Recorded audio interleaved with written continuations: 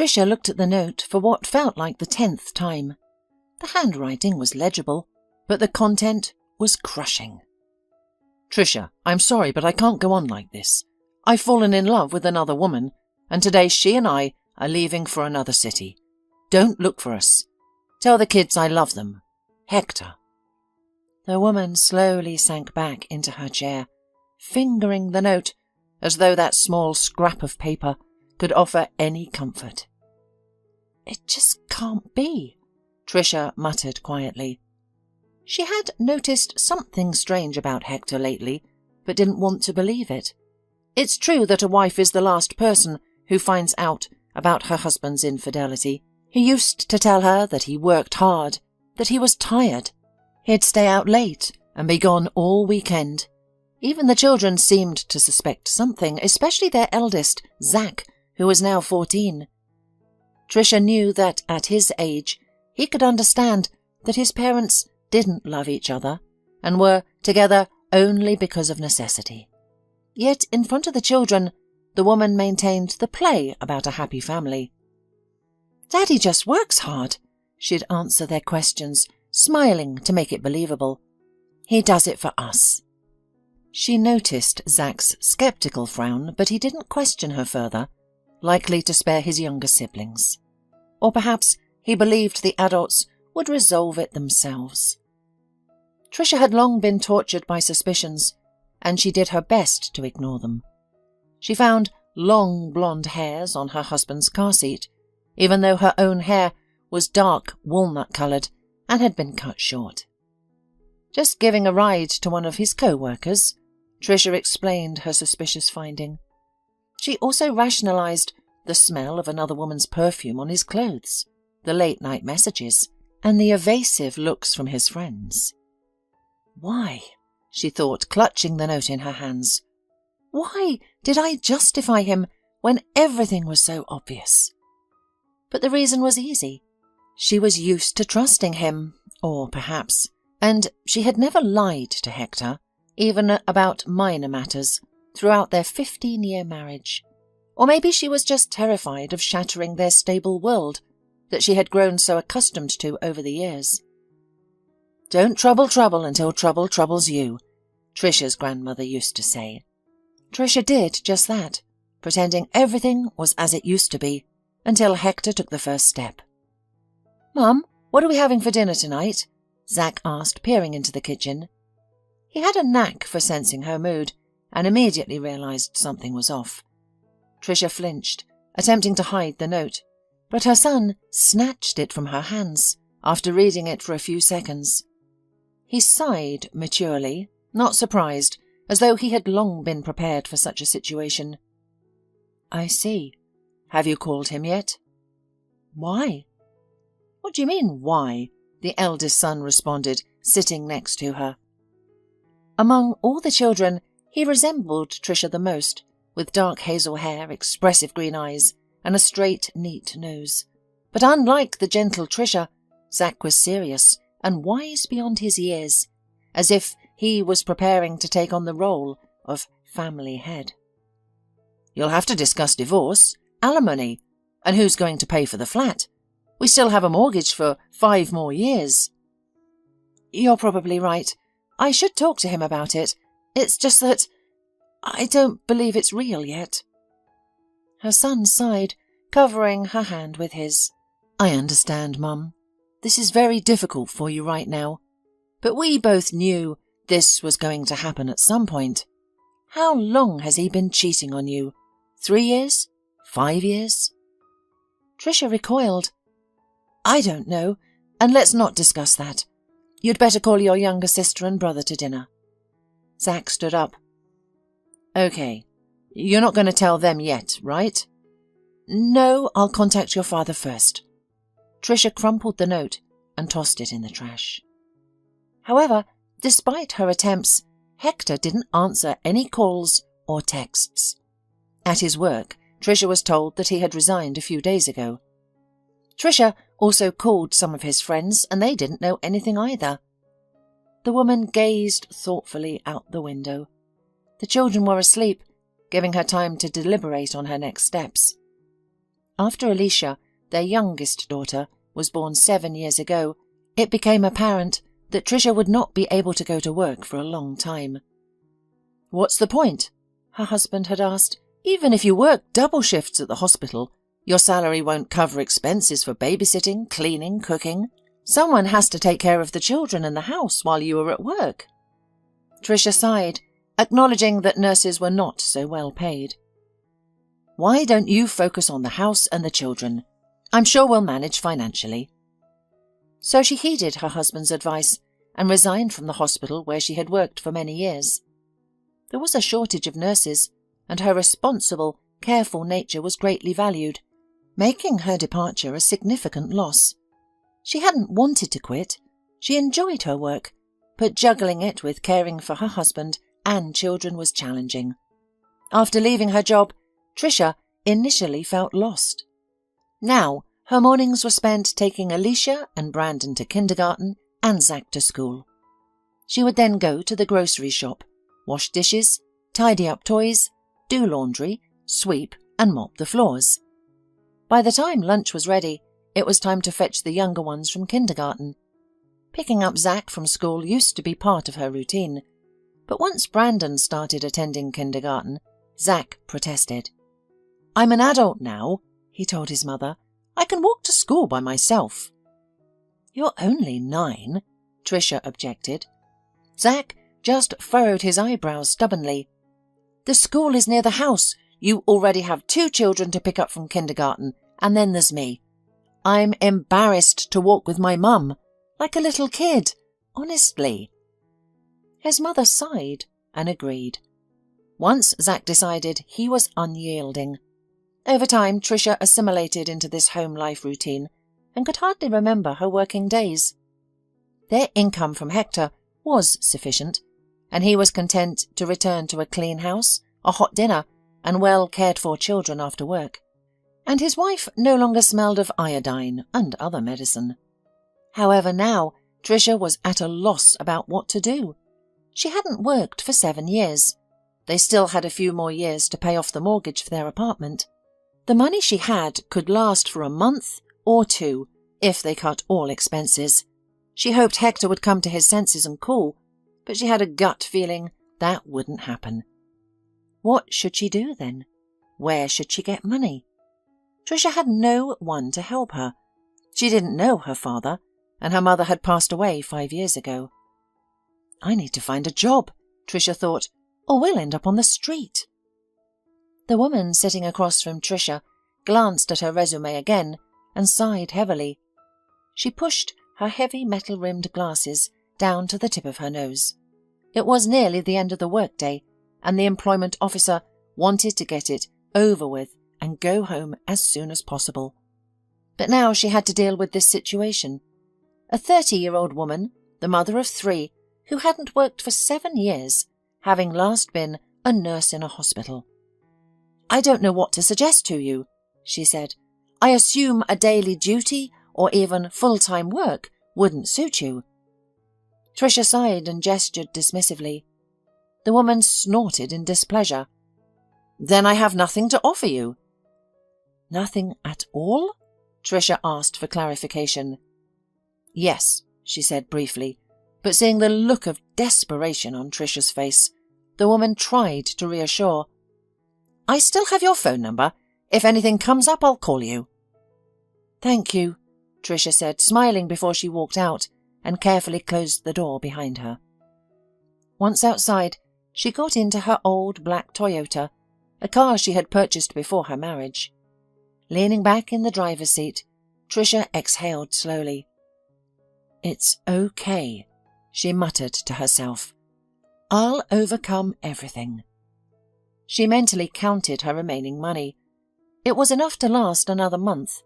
She had already minimized her expenses, but didn't want to compromise on her children's needs.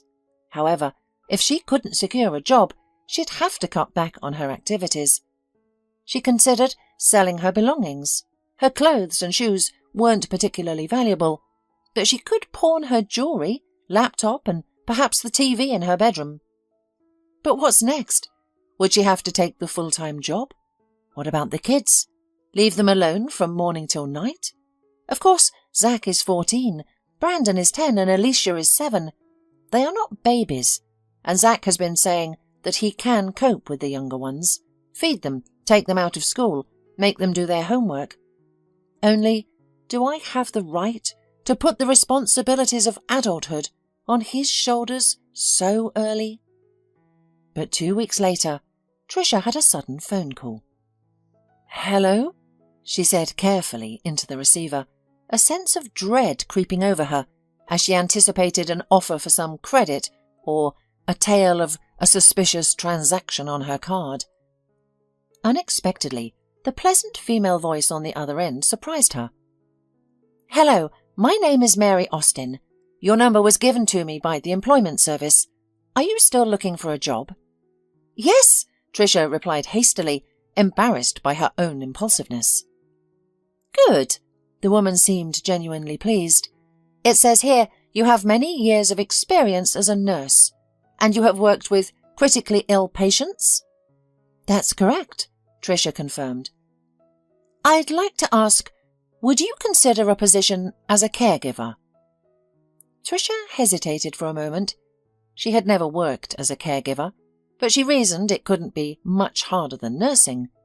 If she could manage an entire ward, she could certainly handle one seriously ill person. "I would need to know all the conditions first," she answered cautiously. "Of course, I'll tell you everything," Mary Austin promised. "Would it be convenient for you to come to my office tomorrow morning at 10 o'clock? "Yes, of course." "Great. I'll text you the address. See you tomorrow. I'll be waiting for you." "Goodbye," Tricia replied, ending the call. Her heart pounded inexplicably. It was too early to celebrate, but the spark of hope had been reignited. After dropping the kids off at school, she drove to the appointment. Along the way, she replayed potential answers to any questions she might be asked and noted down her own queries on her phone.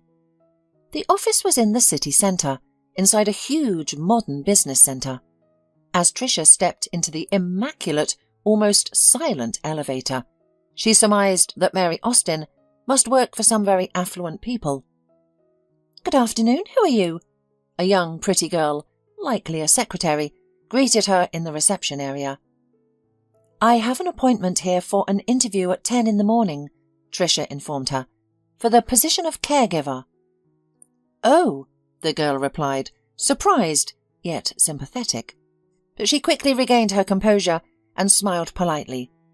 "Please sit down. I'll check everything." Tricia sat down and the secretary called on the phone and asked something quietly and quickly into the receiver. The answer was apparently positive. She then stood up, smiled at Tricia again and said, "Miss Austin is expecting you. Please come in." Tricia was escorted like royalty. She was slightly unsettled, doubting a mere nurse could receive such treatment. She even wondered if there had been a mix-up. "Hello," Tricia said briefly as she entered the office. Mary Austin was an attractive woman around Tricia's age. She had black hair tied neatly in a low ponytail, an expensive pair of glasses, and was clad in a business suit. "Good afternoon. Please have a seat." She gestured to a soft chair opposite hers. "Our records show you have extensive experience as a nurse, including care for critically ill patients. You're also interested in a caregiver position?" the woman asked. "That's correct." "Good. I represent the interests of a client who needs such a caregiver. He has been paralyzed below the waist for several years and suffers from several cardiovascular, respiratory and digestive diseases," Mary explained. Tricia nodded, showing she was attentively listening. "Physically, your work won't be strenuous. The entire house is adapted for my client's needs. It has a motorized wheelchair, elevators, handrails, etc. Medical tasks will be simple. Injections, pills, drips, and so on. Nothing you wouldn't know how to do as a nurse." "I see," Tricia said. Mary paused, as if choosing her words carefully for her next question. Then she asked, "I guess you have children?" Tricia swallowed. From that moment, the woman at the employment centre began to look at her in such a way that it became clear that she would never get a job. But there was no point in lying. "I have 3, Tricia replied. Mary nodded thoughtfully. "They're all in school? And they'll be on vacation soon, right?" "Yes, in a couple of weeks." "Are you considering a residential option? My client's house is out of town. It would be inconvenient for you to commute daily." Tricia shook her head. "I don't have anyone to leave my children with," she said sadly, expecting to be dismissed. But Mary said, "You don't have to leave them. You and your children will live together on the estate, in the outbuilding. It's a separate, cosy building. I assure you, you'll like it." Tricia looked at her incredulously. "Are you saying that we can live in the tenant's house for free?" Mary nodded and smiled. "Additionally, you won't have to cook. The meals are free, as is the lodging. You'll eat with the rest of the staff." "That sounds tempting," Tricia said cautiously, suspecting a catch. "Exactly," Mary confirmed cheerfully. "Would you like to know the work hours and wages?" "I would," Tricia replied cautiously, and Mary swiped across her tablet screen and turned it towards Tricia, whose eyes widened. "This is the weekly pay," she explained. In a week? Tricia was even more surprised. So much. "Yes," Mary sighed a little too humanly, distracting from her flawless business image. "I understand you're expecting a catch, and there is one." Tricia pressed her lips together, slowly nodded, and looked questioningly at Mary, who removed her glasses and tiredly rubbed the bridge of her nose. "My client is a unique individual with a challenging character. Not everyone can get along with him," Mary said finally. Tricia exhaled in relief. "That's it?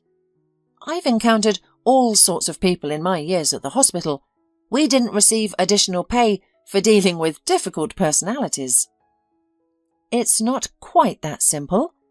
I can't guarantee a stable work schedule. Essentially, if my client decides he needs you at 2 a.m., you will have to wake up and be there." "But everything you'd mentioned before is accurate?" "Yes. The salary, as I previously mentioned, is paid weekly due to high staff turnover. You and your children will live in a separate building and have meals provided. If you or the children need transportation, a car with a driver will be available. So, in return, I must care for an irritable elderly millionaire and be ready to serve at any moment." "You could say that." "I'm ready," replied Tricia. "When can we start?" After some time spent on paperwork and waiting for the children's holiday to start, they finally packed up and headed to Mr. Arnold's estate. "Mum, is he some sort of madman?" Brendan asked. "We're going to an isolated place." Tricia flushed, aware that the driver Frank was listening. He had been sent by her new employer. "Brandon," Tricia scolded, "we're not just going anywhere. It's a closed settlement. Mr. Arnold is an ordinary person. Please mind your words when you meet him. This job is crucial to me." "Mr. Arnold will likely only meet you," Frank interjected. "He isn't fond of new people. Also, he instructed me to take you directly to the outbuilding." "I see," responded Tricia. Shortly afterward, they arrived at the settlement. "Wow," Brandon explained. "If there are people living here, they must be very wealthy."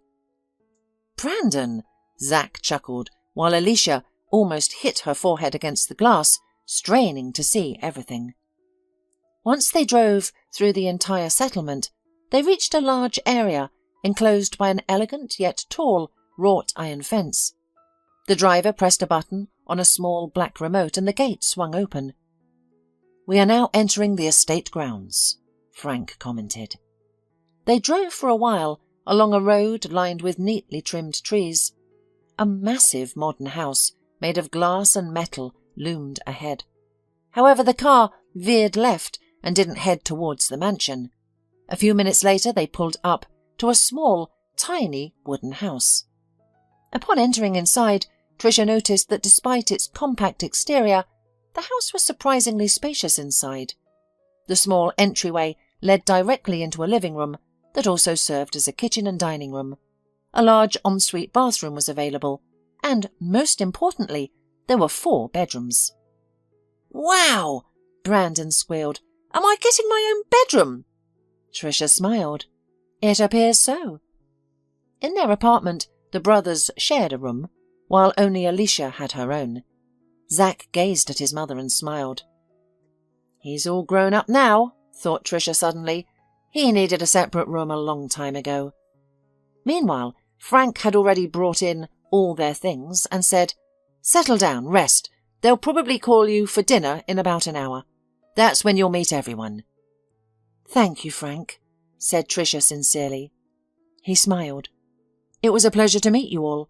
I hope you enjoy it here and decide to stay." In the hour they had, everyone managed to unpack their things and start getting used to their new surroundings. "Mummy, I really like it here," exclaimed Alicia, running up to Tricia and hugging her legs. Tricia smiled and stroked her daughter's hair. "I'm very glad," she said. "I hope you won't get bored here while I work." Just then there was a knock at the door, and a tall, fair-haired, brown-eyed man entered the cottage. He was dressed simply in a white t-shirt and black jeans, but his confident demeanour suggested that he played a significant role there. "Good afternoon, everyone," he greeted first. "My name is Nick. I'm Mr. Arnold's assistant and the manager of this house." "Pleased to meet you," she replied. "My name is Tricia, and these are my children, Zack, Brandon, and Alicia." "How do you do?" greeted the children in unison. Nick smiled. "I'm very glad. I'm sure you'll liven up our sleepy kingdom. Now, let's all go have lunch." He led them down a path that led to the side entrance of the mansion. Through this door they entered a large, cosy kitchen. "Here are our newcomers," greeted a cheerful woman's voice. Tricia saw a slightly overweight woman in her 50s. "I'm Sarah," she said. "I'm in charge of food in this house. Please join us at the table." Tricia introduced herself and the children, and they took their seats at the table. There were about 10 other people there, all employees of the manor. They introduced themselves to Tricia, but she was so nervous that she merely smiled and nodded in response. Nick sat to Tricia's right. "Don't worry," he whispered in her ear. "You'll remember everyone in a couple of days." "How do you know what I was thinking?" Tricia asked. "It's not difficult. When I got a job here myself and everyone was introduced to me, I thought the same thing." Tricia grinned. Her initial fear had subsided. Everyone seemed very nice and friendly, and the kids were well behaved. After lunch, Nick took Tricia to meet the boss, while Frank volunteered to give the children a tour of the estate. When Nick and Tricia stopped in front of the office door, her employer's assistant looked her gently in the eyes and said, "Tricia, remember any comments that Mr. Arnold makes are not personal. He is just an elderly man with a difficult past and a bad temper. That's why we're offering you a good salary and luxury conditions." "Thank you for saying that, Nick, but don't worry, I'm tougher than I look." "I'm sure you are." Nick smiled, and then he knocked and opened the door. "At last," came a creaky old voice. "I thought I was going to die in here before any of you decided to come in. I wonder why I pay you all such a high salary." In a chair by the window sat an old, hunched man. Tricia immediately thought he was the type of character depicted in books as an evil old relative to a poor orphan. It was clear that Mr. Arnold was once a tall and robust man, but age had made him frail, drawing him closer to the ground. His shoulders remained broad, even a little proudly so. With his short grey hair, stubble, long straight nose, tightly closed lips, and eyes that were angry and prickly, he looked at Tricia coldly. His eyes, once probably blue or green, were now so faded it was hard to tell. With those eyes, he studied Trisha as if scanning her, checking what was inside her. "Who is it?" he asked Nick, ignoring Trisha as if she weren't capable of answering. "This is Trisha," Nick replied. "She'll be your new nurse." "Hello, nice to meet you, Mr. Arnold," Trisha said, unwilling to stand around waiting to be addressed. The old man frowned unhappily, as if he had tasted something sour. "Yes," he said. "They get worse every time. Fine. Nick, we'll see how we can work with her later." The assistant gave Trisha one last smile and left. Without Nick, Trisha instantly felt vulnerable, but she was unwavering in her decision to not let her mentee ruin her mood. She needed this job. She liked the cozy house where they were located, and she appreciated not having to go anywhere. And she certainly had no plans to leave within a week. So, Trisha composed herself, smiled, and said, "Well, where should we start? Maybe I should shave you first. You look more like a homeless man than a millionaire." Why did I say that? She thought in horror. I wanted to discuss my skills, how I'm a highly qualified nurse. Now he's going to fire me for sure. Mr. Arnold raised his thick eyebrows and unexpectedly burst into laughter. "Like a homeless man," he exclaimed. "Well, if that's the case, lead me to the bathroom." "Where's your bathroom?" she asked. The old man rolled his eyes. "Now, that's professionalism at its best." He pressed a button on the arm of his chair and started moving. Trisha had no choice but to follow him. Mr. Arnold led her to a large, spacious room. Trisha had a few seconds to take in her surroundings and was amazed at how conveniently everything was arranged. She found a cape, shaving foam, and a shaving machine. "Do you even know how to use these?" Mr. Arnold asked doubtfully. "I do," Trisha replied calmly. "The last time she used it was a while back, when she was still working at the hospital. One of the patients asked her to shave him before neck surgery because he couldn't do it himself. His hands were shaking." "I'll manage," Trisha thought. After finishing her work, she looked at the result with satisfaction. "There," she said, turning her ward towards the mirror. "An entirely different look." Mr. Arnold saw himself and was aghast.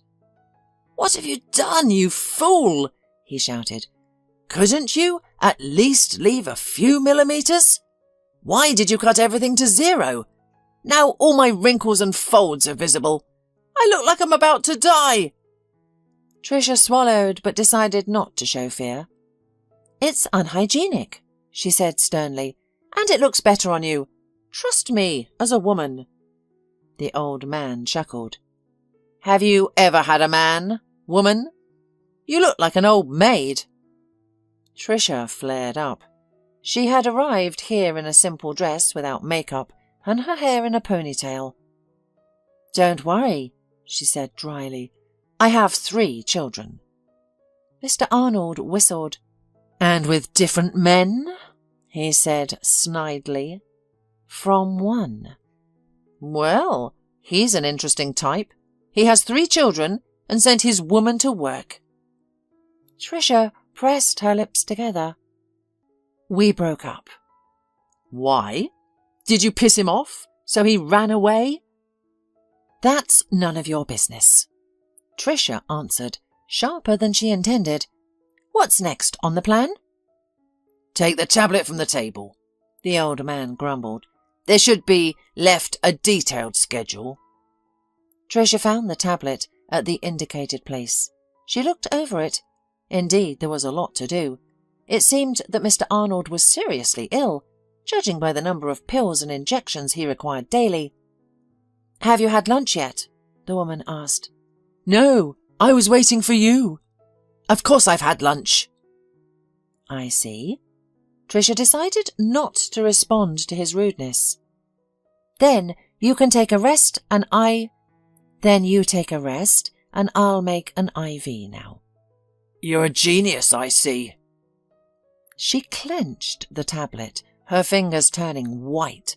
but said nothing. "Should we start the drip with you lying down?" Tricia, gathering her courage, once asked Nick if their boss had a wife and children. "As far as I know," he replied, "no children. But he had 4 wives." 4? Tricia gasped. "Yes, he married his first wife when he was quite young. I think she was from a wealthy family, and he was either working for her father or they were in business together, I'm not sure. It was a marriage of convenience, and in the end they divorced.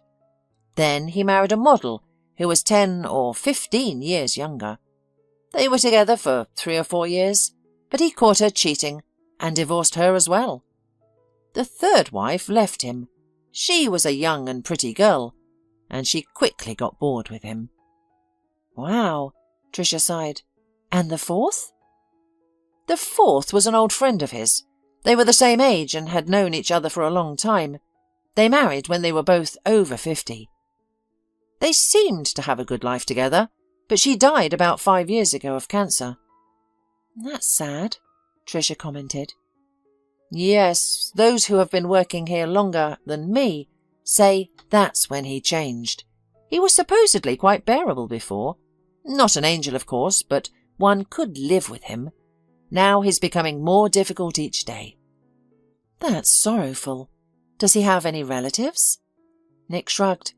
"He has a sister who has her own children and grandchildren, but they live abroad and rarely visit." "He's a very lonely man," said Tricia. "It's sad to be so sick and to live alone in a huge house." "True," replied Nick. "He takes his frustrations out on those around him." Every evening, Tricia looked forward to the end of the workday when she could finally spend time with her children. They had settled in quite well. All the staff on the estate were friendly towards Zach, Brandon, and especially little Alicia. Sarah treated them with treats. Frank would take them for rides, with Tricia's permission, when he had errands for the boss. They loved exploring the estate with its massive garden and many beautiful quiet corners. They only made sure to avoid the master of the house, which was not difficult. Mr. Arnold only went for walks with Tricia, usually in the morning and occasionally in the afternoon or late evening. After 2 weeks, Tricia was reminded for the first time of her irregular working hours. She and the children had long been asleep when her phone suddenly rang. It was Nick. "Tricia, rush to the house immediately. Mr. Arnold is having a seizure." Instantly awake, Tricia remembered she had been warned that her patient could have such attacks. Without bothering to dress, she threw on a robe and rushed into the house. She quickly entered the bedroom. Mr. Arnold was half lying on the bed and breathing so hard that she heard his whistles and wheezes from afar. Next to him was Nick, who had already opened the windows and was gathering the medical supplies. Nodding in gratitude, she began to work.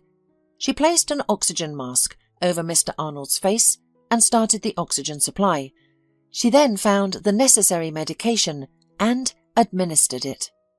Thankfully, the attack wasn't severe, and the drugs took effect quickly. "How are you, Mr. Arnold?" she asked, once his pulse and breathing had stabilized. The old man wheezed. "For the man who nearly died, I'm well." "You need some hot tea," Tricia suggested. "I'll have it made right away." "Good," he replied. "Also, I have one more favour to ask. Will you do it?" Tricia nodded. "Yes, of course. What is it?" "Hurry up next time, or you'll be too late." Tricia felt her sympathy for the old man evaporate. "I'll try," she replied coolly. "I'll go and arrange for the tea." After she had asked for the tea to be made, Nick came into the kitchen. "How are you?" he asked. "Fine." "That's just the way he is. He'll play the scumbag till the end, even when he's dead." "Play?" Tricia asked. "That's the way he is in my mind." The manager sighed and ran his hand through his hair. "You know," he said in a confidential tone, "I sometimes think the boss isn't really like that. He just decided at some point that this was the only way to communicate with the world, and he's now afraid to act human." Tricia shrugged her shoulders. A noble version, Nick, but I'm sorry. I believe he's being sincere. Nick smiled. Would you like some coffee? He suggested. No, I'd rather go to bed. Good night. Good night, Tricia. The next day, when Tricia and the children came for breakfast, Nick made an unexpected announcement. Tricia, you have the day off today.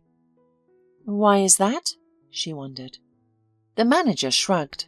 The chief said so. His sister's visiting him with the kids. I guess they'll look after him. Tricia frowned. And the injections? The drip? Nick waved his hand. Don't worry, we call a nurse from a private clinic. And why doesn't she come every day? Why do you need me? The boss doesn't like new people. Sarah suddenly chimed in with a smile, who was serving cheesecakes to the children. That's why he insists on having someone permanent, someone who knows all of his habits. I see, Tricia replied. She added mentally, so he drives people crazy and makes them quit. A permanent slave is more pleasant to abuse than nurses from a private clinic who will be different every time. She didn't say it in front of the children because she wanted them to believe she had a good job. We've almost all been given the day off, Frank chimed in. If you don't mind, Tricia, and you guys too, I can take the kids to the zoo, and we can stop for lunch somewhere on the way. Hooray! Alicia cried joyfully. Of all three, she was the closest to the young, cheerful driver, who always paid attention to the children. No, my dears, Tricia said firmly. Frank has the day off and I can't impose on him. But the driver dismissed her concerns. Don't worry, Tricia, he said. I'm going to the zoo with my nephew, who's 10. I can take your kids too. It's not a problem for me. Tricia looked at the children with doubt. We'll behave, Brandon pleaded with his mother. Zack shrugged his shoulders, saying, I'll go if I have to. All right, she sighed. Then I'll go get the money. You don't have to, Frank replied. The boss always leaves us money for small expenses. Don't even worry about it, Sarah assured her. After breakfast, Frank and the children went to the garage to start the car. Only Nick and Tricia remained in the kitchen. Do you have plans for the weekend? Nick asked Tricia. I'm not sure. I guess I should go to the city and check on the apartment. Nick perked up. Do you want to go together? I've got a couple of the boss's errands to run. It won't take long, and then we can check your apartment. We could have lunch on the way back, if you don't mind. Yes, we can, Tricia replied. With Nick, she felt at ease and comfortable. He knew how to keep a conversation going without being intrusive. He spoke interestingly about his current affairs without revealing too much. Tricia realized how much she had been missing simple human interaction. After she resigned from her job, her life revolved around her husband and children.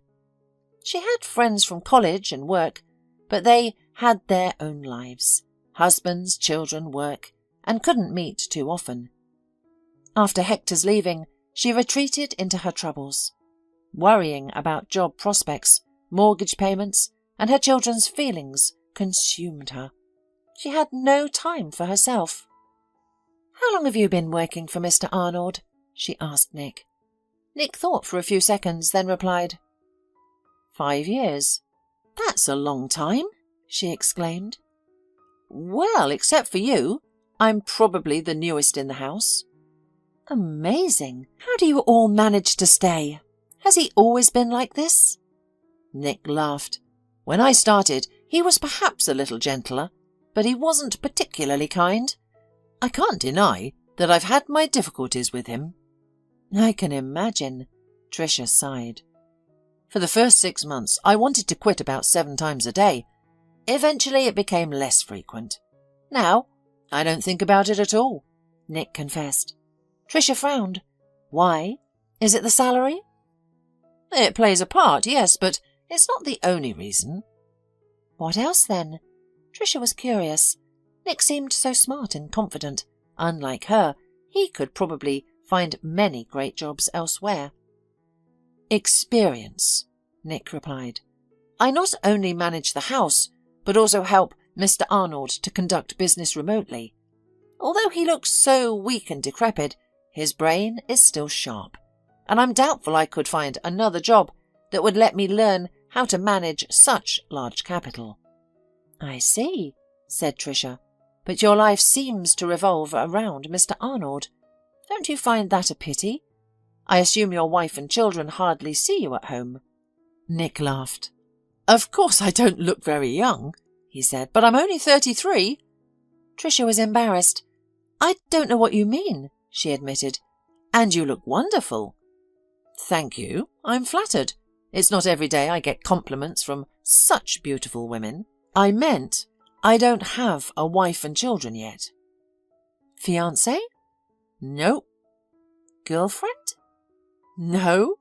Does that look suspicious?" Tricia laughed. "A little," she admitted. "I'm just a workaholic. I want to start a family when I'm sure I can provide for them. By the way, we're here. Can you wait? It's just 15 minutes, then we'll drive to your apartment." "Sure," Tricia replied. Nick grabbed some folder with documents and left. Tricia was left alone in the car. She thought that perhaps, like Nick, she might find herself tied to this house and the mean old man for years to come. It's summer now, but what about in the fall, when the kids go to school? She suddenly realized that Mary Austin, who had hired her, hadn't discussed this issue with her. Likely because she hadn't expected Tricia to stay for so long. But Tricia is holding on, and she's not going to quit. "No, you, Mr. Arnold, won't get it." She bit her lip painfully, remembering last night. She had been truly afraid for him then, and for the first time had felt sorry for him. But he, as soon as he could breathe, immediately insulted her. Nick came back and interrupted her sad thoughts. He looked pleased. "Let's go to your place?" "Let's go." It was unlikely, as if anything could happen there, but Tricia was still more used to being in control. "Now for lunch," said Nick cheerfully. "I'll show you a wonderful place." "I don't think they cook there as well as our Sarah does," laughed Tricia. "Oh, yes," Nick sighed, "but I'll still try to surprise you." He took her to a large French restaurant situated on the top floor of a high business centre. The pleasant music playing and the air conditioners operating at full blast were a welcome respite from the hot summer day. They were led to a table with 2 comfy sofas by the window, offering a view of the river and the bridge. "Would you mind if I chose for you?" Nick asked.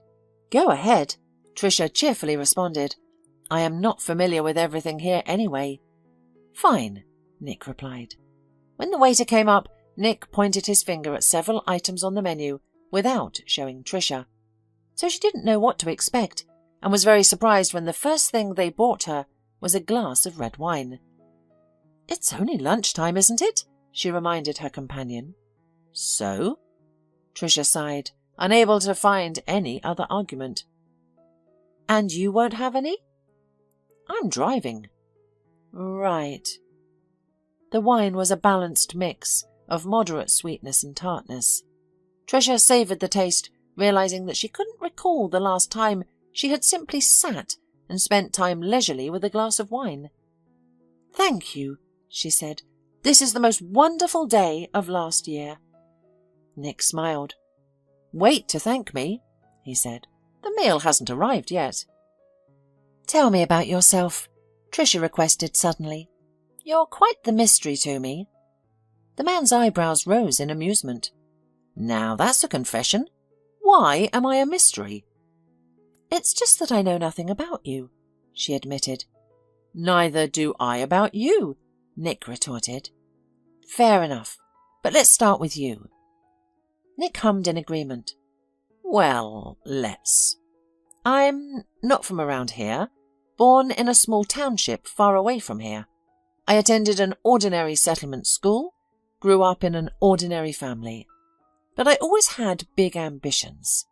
That's why I decided to come here. It wasn't easy, but I managed. My student years were fun, then I got a job, then I changed 5 more jobs until I got to Mr. Arnold. And the rest you know." There's a feeling that you skipped a lot in your story, Tricia remarked thoughtfully. Who knows? Maybe I'll tell you about it later. Now we are going to talk about you, he urged. Okay, well, I don't have anything interesting either. I'm from here, but I was raised by my mum. I never knew my father, and my mum didn't tell me much about him. She was a music teacher, so we lived modestly, she confessed. Did you go to music school? Tricia sighed. Oh, yes, 2 long years of my life. I only remember one tune now. My mother made me play it most often. Everything else faded from my memory. I've played it so many times that if you woke me up at 2 a.m., I'd play it with my eyes closed. What's the tune? Bach? Chopin? Tchaikovsky? No, it's not classical, that's for sure. Honestly, I don't even know. My mum never told me who wrote it. I have a theory that she composed it herself, but I can't confirm it, she shared. Do any of your children go to music school?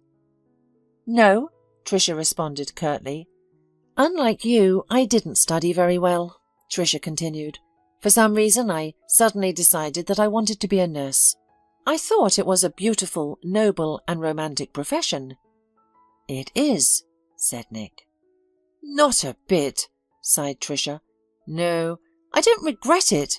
I found studying interesting and working as well, especially at work where I met Hector, my husband. He was your patient?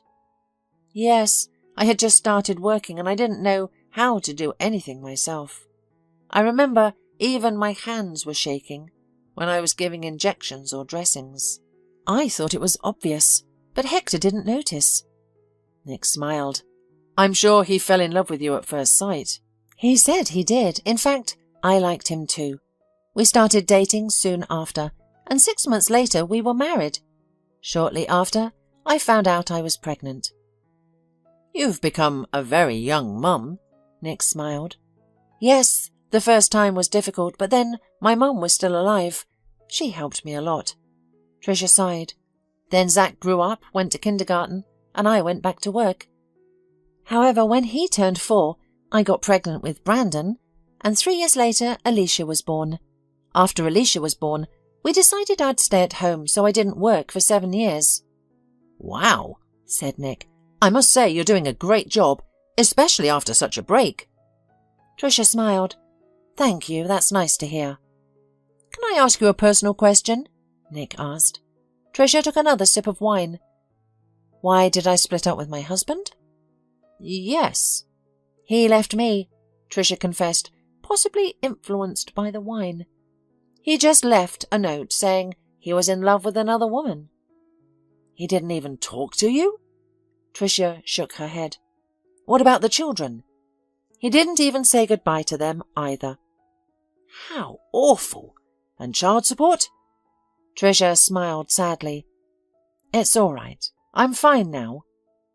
That's why you're hanging on to this job. Exactly. They fell silent for a few minutes, contemplating the conversation they just had. Then Tricia asked, What about your love life? You're only 2 years younger than me. I can't believe you haven't had a serious relationship. Nick smiled sadly. I have, and quite a long one. When I was still at college, I dated an ambitious girl. We both had ambition, but our goals were different. My ambition was career-focused, while hers was to find a successful man. Aren't you a successful man? Asked Tricia in surprise. Well, thank you for such a compliment. It's hard for me to assess myself. Then I say you are a successful man, interrupted Tricia. Much obliged, replied Nick with a smile. Well, regardless, my girlfriend at the time did not see me as a successful man. She broke up with me, saying she deserved better. A very foolish woman, Tricia commented. After that remark, I need to get you more wine, said Nick, signalling the waiter. So she left me and I decided to become a successful man so she would come back to me. And how's that going? Great! Along the way I realized that I don't want to be with a woman who doesn't value me for who I am, but for my social status. Tricia nodded. And I don't want to be with a man who left, leaving only a note on the table, she said. Nick smiled sadly. I fully support such a wise decision. In the morning, Tricia awoke with difficulty. Her head was throbbing, her mouth was dry, and the sunlight streaming through the curtains seemed unbearably bright. I've overslept. I probably didn't even set my alarm clock last night. But the clock indicated that it was still early. Tricia showered and brushed her teeth.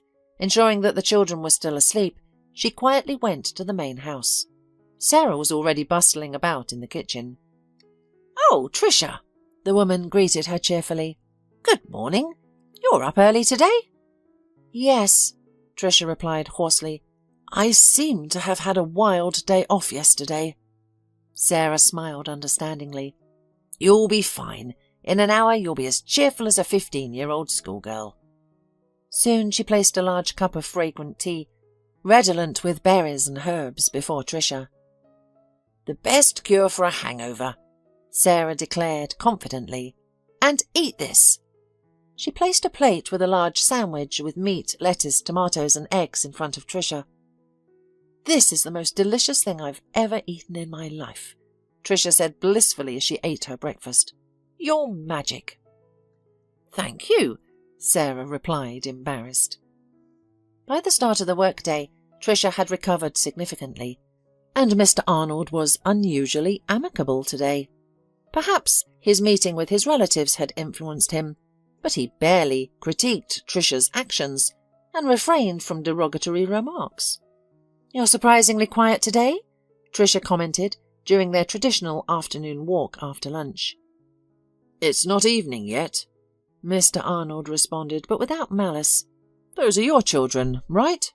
He pointed to Brandon and Alicia, who were chasing each other around the fountain.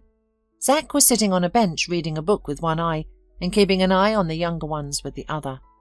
"Yes, mine," answered Tricia, fearing a reprimand. But Mr. Arnold simply nodded.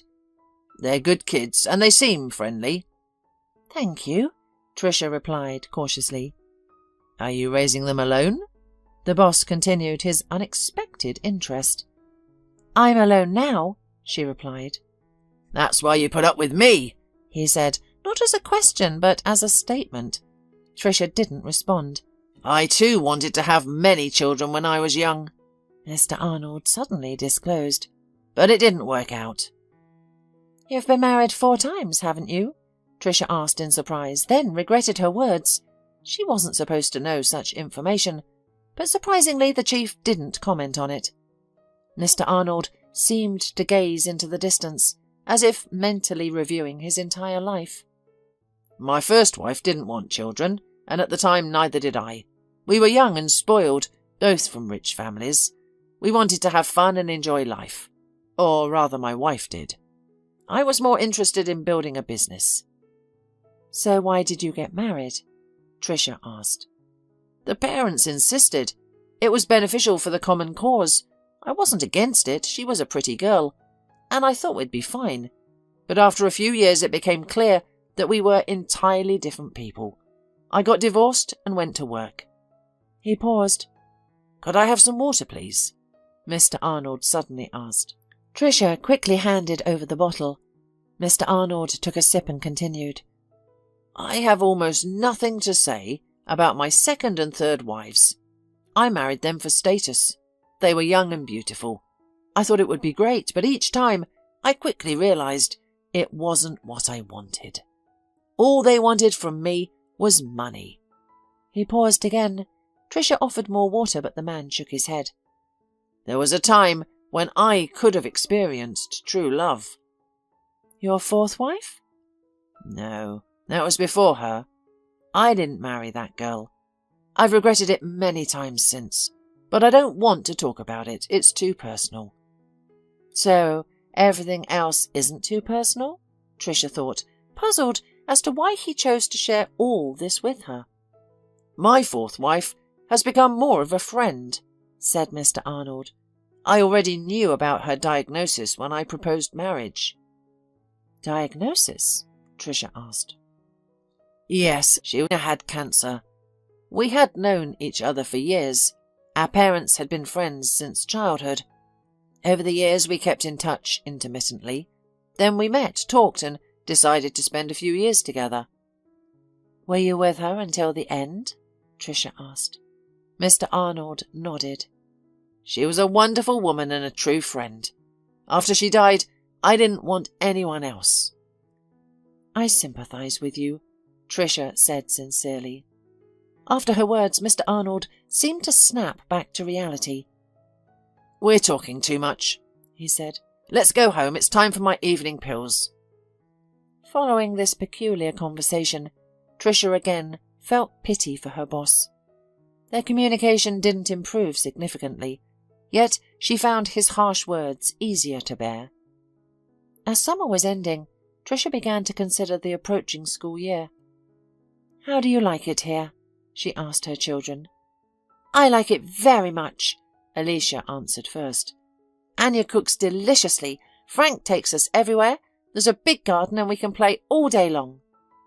You'll be going back to school soon, Tricia reminded her. Her daughter made a funny face. I don't want to go to school, she said. Tricia sighed and looked at her middle child. I like living here too, Brandon said, but I understand that we have to return to school in the city. Brandon sighed. Then Tricia looked at her eldest son. I think we need to talk, Zack said and led his mum to the yard. Summer is ending. We'll all have to go back to school soon and consider our accommodation situation. Tricia smiled, saying, You're as rational and serious as ever. Their son nodded, confessing, Daddy called me the other day. Tricia's eyes widened in surprise. Why didn't he call me? I guess he's afraid, but the official reason is that he's very busy. I see, Tricia sighed. What did he want? As far as I can understand, he wants to meet with you, perhaps to discuss the divorce, or maybe he wants to reconcile. Tricia laughed, exclaiming, Reconciliation? Well, maybe. Tricia hesitated before asking her son, Do you want that to happen? Zack shook his head, saying, I don't mind if Brandon and Brenda see him, if they'd like to. I'll see him too if necessary, but the rest is for you to decide. He is your father, she reminded, but I don't think I love him any more, and I can't forgive what he did. You don't have to forgive him. Regarding our school, why don't you talk to Nick? He might come up with something. I'll try. You're the smartest, as always. Tricia hugged her son. Everything will be all right, Mum, he assured. Tell your father I'm ready to talk to him. Let him call me. I'll tell him, promised Zack. A few days later, after Tricia and Mr. Arnold had completed their morning routines, Nick came into the room. Ready, Mr. Arnold? asked the assistant. Absolutely, let's go. You're coming with us too, replied the boss, addressing Tricia. Me? She looked surprised. Sure, Mr. Arnold replied calmly. I have a lot of paperwork to sign and several face-to-face meetings to attend. I may need you at any time. What if I have a seizure? I don't want to suffocate in front of my business partners. As they drove to the business centre, Nick said, We're not sure how long it will take, so you can wait for us in the restaurant. It's in the same building on the top floor. Just ask them to bill everything to Mr. Arnold. Okay, Tricia replied. If I need anything, Nick will call, Mr. Arnold added. At the restaurant, Tricia ordered tea and tiramisu. She suddenly thought that this would be the perfect opportunity to meet her husband. He seemed to be in town, and they had pressing matters to discuss. She called him and he agreed to come over. What a nice place you picked, he said as he sat down at the table. Hector had not changed much, except for losing some weight. You look wonderful, he complimented. Thank you, Tricia replied. You too. He shrugged shyly. I'm glad you called. Tricia sighed. We should have talked a long time ago, at least to decide when to file for divorce. That's precisely what I wanted to discuss, Hector said, and moving closer, He gently placed his hand on hers. "Perhaps we were hasty," he suggested. "Maybe we don't need a divorce." "We were hasty?" Tricia asked incredulously. "It was you who left me. Left a note and didn't even say goodbye to the children. You didn't answer calls or messages and just disappeared from our lives as if we meant nothing to you after 15 years of marriage." Hector squirmed uncomfortably in his seat. "Forgive me," he said. "I don't know what came over me. It was like some kind of lapse of mind." Tricia sighed and pulled her hand free. "I won't ask you how long you've been unfaithful or why you decided to leave. But why couldn't you talk to me properly? Why did you abandon the children?" Her husband lowered his eyes in shame. "I don't know, Tricia," he confessed. "I think it's a midlife crisis. At some point everything just became too much. The work, the household chores, the 3 kids. You were always with them and I felt sidelined. I was tired of this damn life full of duties." "Is your new love young, fun, carefree, childless?" Tricia asked. "Sort of. I lost my head back then. I didn't have the courage to tell you or the kids." "What's different now?" she inquired. Hector moved closer. "I've realized how much I've missed you and the kids," he confessed. "I want things to go back to how they were." Tricia slowly shook her head. "Nothing has changed," she said. "We'll reunite and you'll run off with another girl in a few weeks." "I won't do that," the man insisted. Tricia sighed. "Hector," she said, "I've had time to think. I can't forgive you, and my love for you has faded. I think we need to agree on a date to file for divorce." His face changed, and Tricia watched the facade of tenderness and remorse disappear. "Then we need to discuss property division," he said. Tricia was taken aback, but agreed. "Your car is yours, mine is mine, and the apartment is for me and the kids." Hector disagreed. "No, let's sell it and split the money equally," he said sternly. "Equally? When I'm raising 3 children alone?" Tricia retorted. The husband was embarrassed but continued to stand his ground. "I had been paying the mortgage for it, and you didn't work. You sat on my neck." "Oh, really? But I was taking care of the house and the 3 kids, and now I'm paying the mortgage. You left me out of the blue and didn't even help the kids. You can't imagine what I've been through these past few months." "Then let's get back together, and we won't have to split the apartment," the man pleaded. Tricia sighed. "No, Hector, I've already said my piece." "That's how you talk." The husband's voice lowered to a snake-like hiss. "Who's going to want you, alone with 3 kids? Do you think any man but me will look at you? You're just a stupid domestic chicken. All you can do is cook soup." Tears flowed from Tricia's eyes. It hurt to hear such words from the father of her children, the man she had loved for many years. "Go on, play hard to get," her husband continued. "You yourself will come to me on your knees." "She won't," a familiar male voice sounded behind Tricia. Before she could see what happened next, Hector suddenly flew across almost the whole restaurant and collapsed on the floor, and Nick rubbed his hand that had just collided with Hector's jaw. "It was tough, but perhaps instructive," Mr. Arnold commented. Tricia looked around and saw her boss. He looked as pleased as a cat for some reason. "And you are here?" she said in amazement. "Did you hear everything?" "I heard enough," he said dryly. Hector got up from the floor, pressing his palm to his bloody face. "We'll talk to you again," he said to Tricia. "Wow," Mr. Arnold said admiringly. "I should get out of the estate more often. It turns out it's fun here." "Shall we go home?" Nick asked Tricia. "Let's go," Tricia replied quietly, wiping away her tears. At home, he was sent to the kitchen to drink tea and calm down. "We have something to discuss with the boss," said Nick. "And you just relax for a while. I'll call you." But Tricia couldn't relax. She kept replaying what had happened in the restaurant. "Probably they will dismiss me. I doubt Mr. Arnold needs a troubled caregiver who gets his assistant into fights in the middle of the business centre. And what about the apartment? Do we still have to split it in half? Where will I and the kids live then? What if I have to find a new job? Even if I don't get fired today, the school issue is still on the table."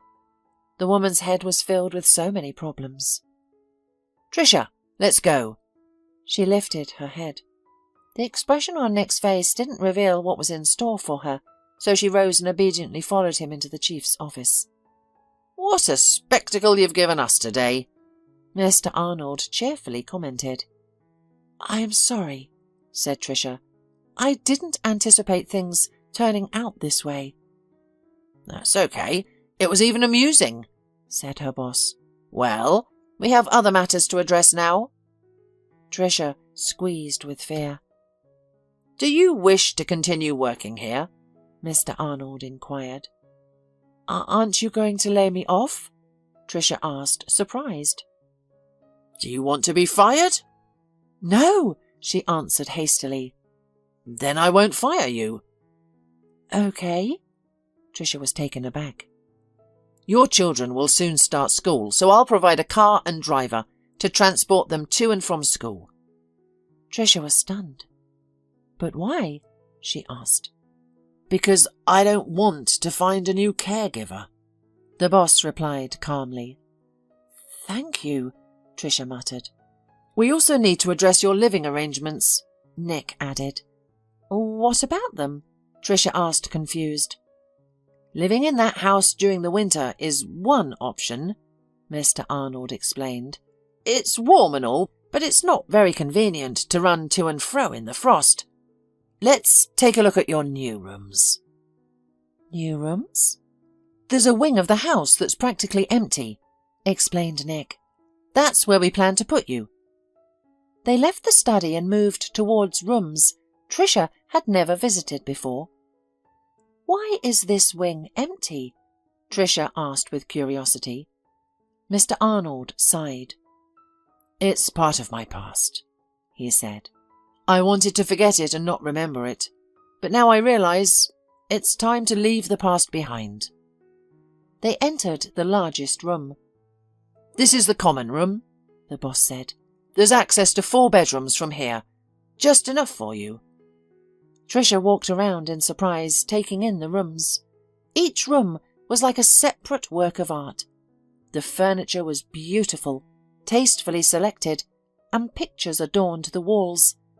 Everything was thought out, down to the smallest detail. However, it was clear that no one had used it for many years.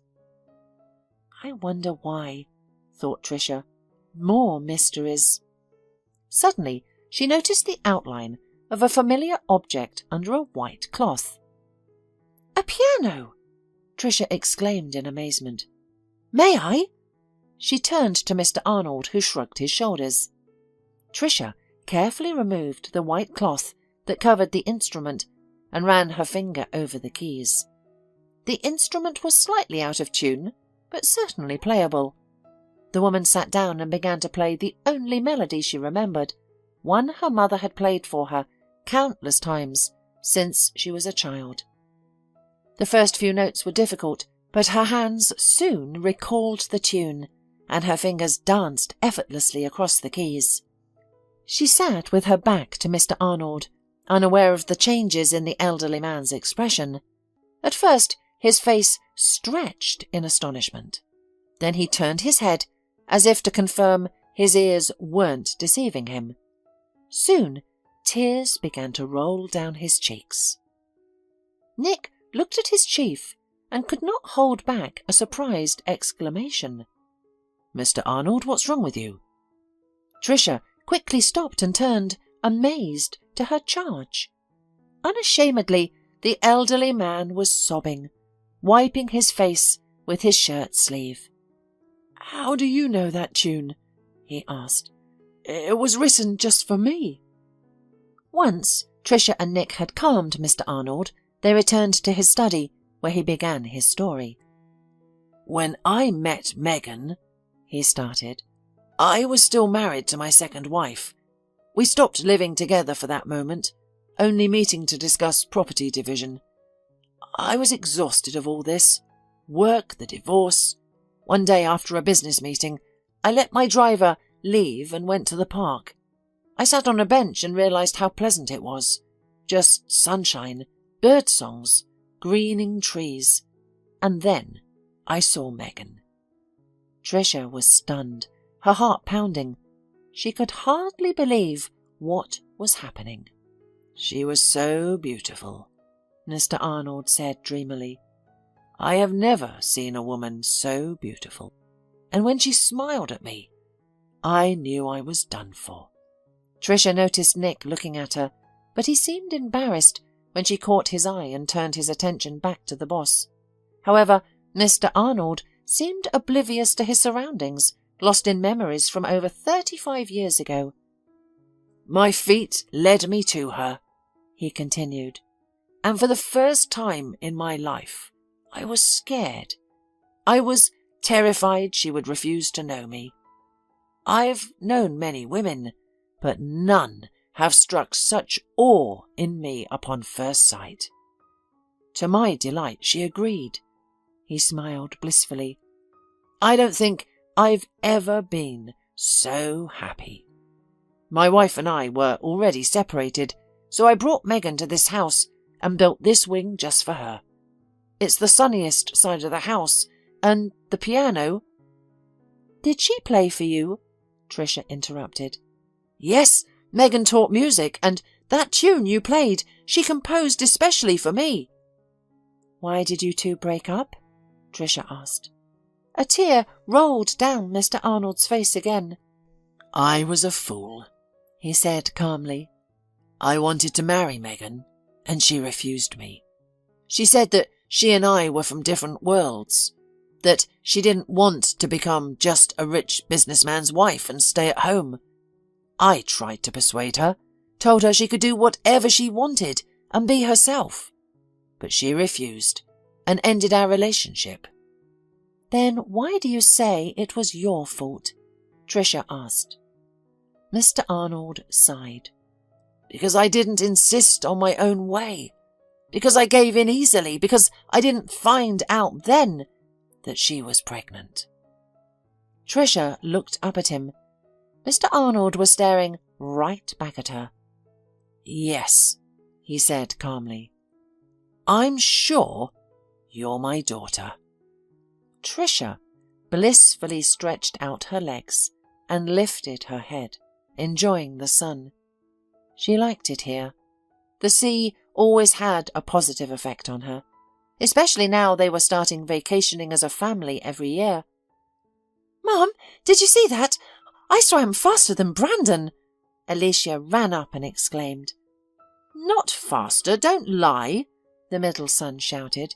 He was clearly tired and out of breath, but didn't want to admit defeat to his younger sister, who had been going to swim lessons for 3 years and showing great results there.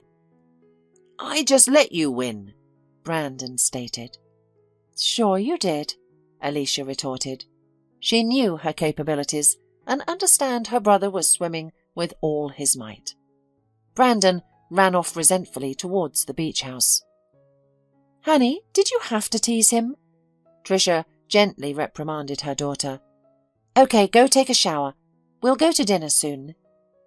After her daughter had run off, Tricia stretched, reluctantly got up from the sunbed and walked toward the house. She saw Zach lying in the hammock as usual, talking on the phone. Again with his girl chattering, Tricia thought. He's all grown up now. "Dinner in half an hour," she informed him. He nodded in response, indicating that he heard his mother's words. The spacious house was cool. Mr. Arnold and Nick were, as usual, seated in the living room playing chess. "We'll be going home in 3 days. And you haven't even gotten a tan, Tricia sighed. She playfully ruffled her husband's hair and gave her father a kiss on the cheek. Don't worry, Tricia, her father reassured her. We'll make it. How's the sea? Nick inquired. Warm, Tricia responded. How's the game? It's a draw, the father sighed. Nick is not only adopting my business acumen, but also my chess-playing skills. Nick grinned. I learn from the best, Mr. Arnold, he answered. By the way, checkmate. Oh, you? Mr. Arnold swore. Suddenly, Alicia appeared. Grandpa, what did you say? Feigning severity, Mr. Arnold coughed in embarrassment. Young lady, that's a phrase you're legally not allowed to say for another 8 years. Alicia laughed. We have worse swear words at our school. And then she dashed off to the shower. We need to change schools, Mr. Arnold stated decisively. I won't have my only granddaughter learning such language. Then we may have to change grandfather too, Tricia said, laughing, because Alicia hears such words most often from you. A fair point, her father conceded, sighing. I'll try to swear less often. Tricia smiled, looking back towards the sea. Through the transparent, panoramic wall of their cottage, she could see the large red sun approaching the horizon. I feel so good, she commented, as Nick came over and wrapped his arms around her from behind. I always feel good with you, her husband replied. Me too, Tricia agreed, and I'm perfectly happy.